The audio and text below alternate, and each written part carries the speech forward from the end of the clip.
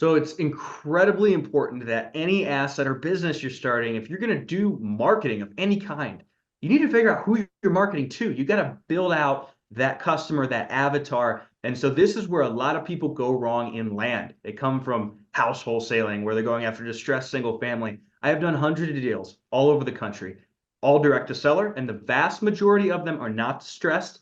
They're more apathetic. So by that, give us the average deal, maybe a deal that you've done recently or just an average deal.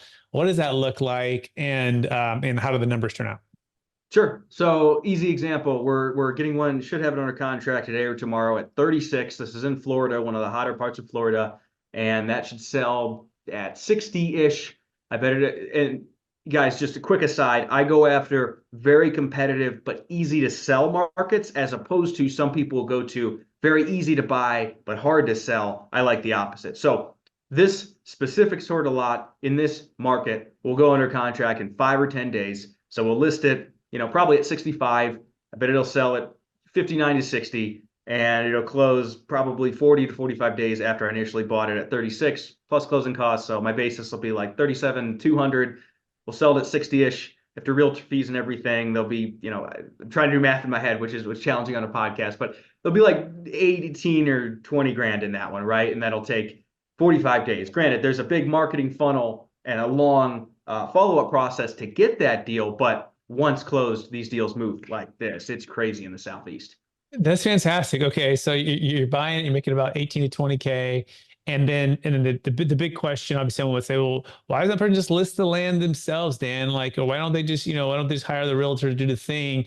Walk us through how you're qualifying and finding these folks who are raising their hand, who want to know hassle-free close, who want to just quickly be done with the land. Like, walk us through some of those secrets.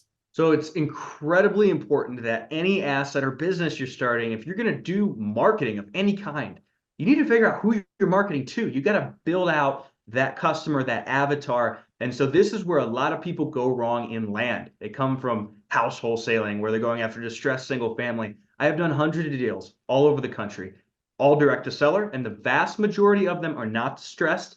They're more apathetic. And let me give you an example, a conversation I just had from my personal life that paints the picture perfectly. My parents are in their 60s, and they just sold their new-ish car because they wanted a truck, and they were just consolidating to one vehicle. I was talking to my dad, and he goes, yeah, and we just traded the Subaru in. And I go, Dad, you could have got a lot more. Go sell it on Facebook or Craigslist. He goes, we're tired. We just wanted convenience. That is the seller. They're financially comfortable. They're tired. They don't want to put the effort in. They're more apathetic than they are distressed. And occasionally we get distressed deals, but I'd say it's like 90-10, where 90% fit the description of my dad selling his car or trading in his car. I think that's great. It's a great analogy. That's so true. I remember telling my dad, this is about maybe 10 years ago, I told him how I drove across town to make some like, some shopping for something, right? And I was like, oh, Dad, I made this deal on this thing. And I remember him kind of laughing. And he goes, Brett, one day you won't drive across town. You'll just pay full price. Yeah. And I remember thinking like, oh, I thought he would be like proud of me for making the deal. And I mean, he's proud of me for making the bigger deal on something, right? But something like that, he's like, Brett, your time and your energy at a certain point, Brett, you just want, and so it's the apathy, that makes sense. People just want, and it makes sense. I mean, they've worked so hard for so much in the years prior, that now it's more about seamless, stress free. Okay.